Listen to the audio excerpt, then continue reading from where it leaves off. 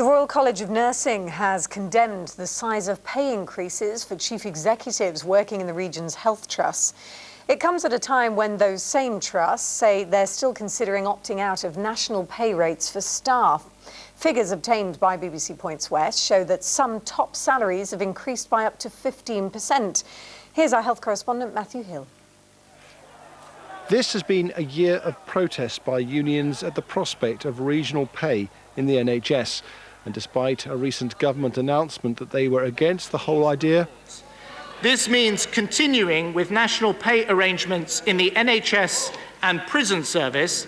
The consortium of hospitals and healthcare trusts behind the plan say it's still under discussion. Most NHS staff are also on a 2-year pay freeze, but for some of their bosses it's a different story. Well, while most chief executives' pay in the region has been frozen, there are some exceptions.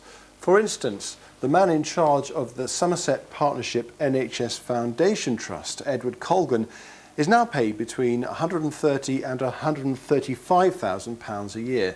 Now that's £10,000 more than the year before.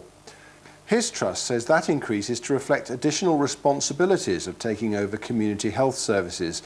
The man in charge of the Gloucester Hospitals NHS Trust, that's Frank Harson's salary, went up from £185,000 to £210,000 to £15,000.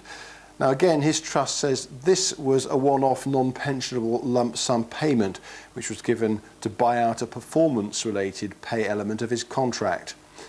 And finally, the chief executive of Yeovil District Hospital, that's Paul Mears, started in May on a salary of between £155,000 and £60,000 when his predecessor was on £135,000. In a statement, the hospital points out his salary level reflects key responsibilities of the post.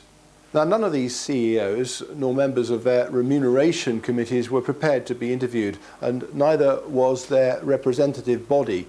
That's called NHS Employers. Our South West Pay Consortium are suggesting that staff should take a pay cut in their annual salary, work longer hours, have their annual leave reduced, sickness leave entitlement reduced and other terms and conditions, and yet at the same time these people, not just the chief executives but also their executive team, are receiving pay increases. Of course, there is a competitive market for senior NHS bosses, but the message from the government to them seems to be pay rises will be closely scrutinised. Matthew Hill, BBC Points West, Yeovil.